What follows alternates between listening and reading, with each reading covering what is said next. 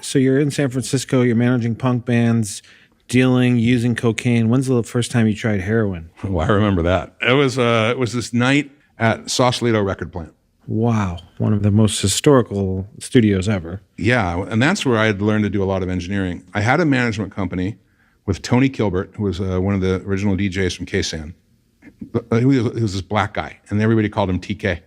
Yeah. Tony Kilbert. And then so TK and I and this guy, Terry Delsing. And Terry was the manager of the record plant.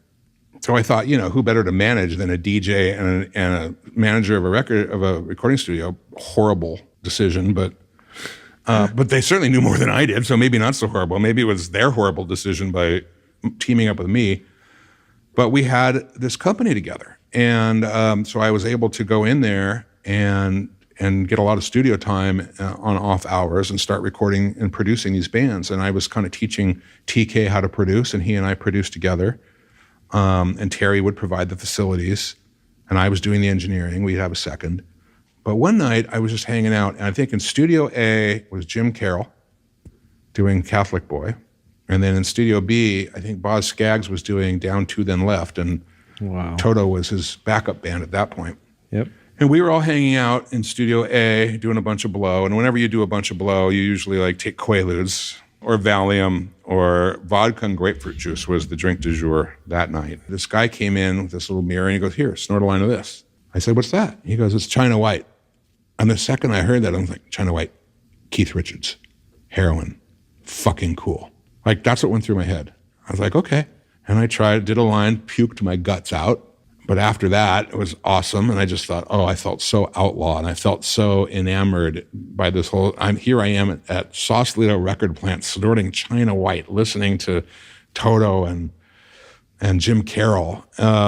Went back to my little hovel at Anza and Stanyan, and I had met the dealer that provided it. And I started buying China White in tenths of a gram for $120. And, and I started puking and getting high and puking and getting high. And then I remember waking up one morning. I had a lot of shit to do that day, and I was like, I had the flu.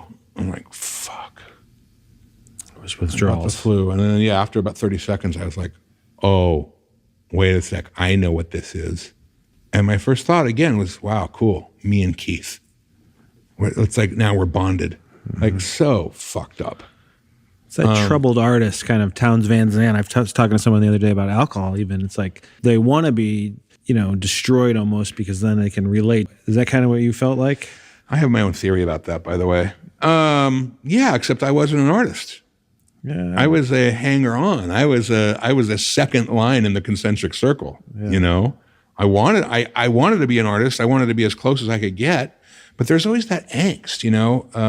Keith and Mick talk about it. Keith has this great quote. He says, "A touch of glimmer is more addicting than smack."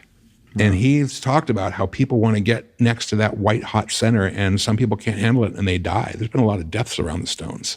But because of that quote, that's where Mick and Keith got their producing name. Whenever they produce, they do it under the name of the Glimmer Twins. It's from that quote. Wow, a touch of glimmer is more addicting than smack. But my own personal belief is that artists have a gift. And that gift comes from, insert your favorite name for higher power here. And I think as recipients of the gift, first of all, I think the word gift is an interesting word. Because a gift is not something that's earned or deserved. All right, if it's earned or deserved, we call it a wage. If we didn't do anything to deserve it, it's a gift. And we get this gift, and as artists, we're supposed to serve the gift. And the way that we do that is we're supposed to experience life and relationships and feelings and emotions and then translate them through our given medium, whether that's sculpture, painting, music, whatever. And in so doing, we carry a message to people because it allows them to relate to the feelings being shared. And I think the recipients of those gifts have certain physical attributes that are required, and one of which is, I've seen this consistently since I was a little kid, is that artists tend to feel more. Something that a normal person would feel on a level of 2 or 3, an artist can feel on a level of 8 or 9. Very sensitive people. They're just more empathic to that stuff, especially if they've served the gift and they've honed it. They become more and more sensitive, right? So that they experience everything. And if you look through time, through hundreds of years, it's just sometimes it gets so overwhelming that I think you just want to turn the volume down. I just need a break. And alcohol and drugs are really good at turning the volume down. Yep. And if you look through history, whether it's Edgar Allan Poe or Dorothy Parker or this one or that one or whomever, or Jeff Jampol, although I certainly wasn't the artist they were, I think that artists tend to float around that invisible line. There's an invisible line, I think, between genius and insanity. And I think to get really close to it, sometimes you got to step over it. And I think that if you're experiencing things on a level of 8 or 9 that everybody else is feeling on a level 3, you just want to turn it down and just get me to 3. And alcohol and drugs are really good for that. Yeah. Until you wake up and the mask doesn't work anymore, and then... Yeah. Well, for those of us who have the disease of addiction, once that starts... Although I talked to a good friend who is actually a DNA researcher, and he runs a lab at Cornell. And he said, look, this is way oversimplified. He said, but look at it this way. He said, every human being is one of 4 types. He said, type 1, you are born without any markers for addiction. You will not be an addict. Doesn't matter how much drugs you use, how much you drink, you're not going to be an addict.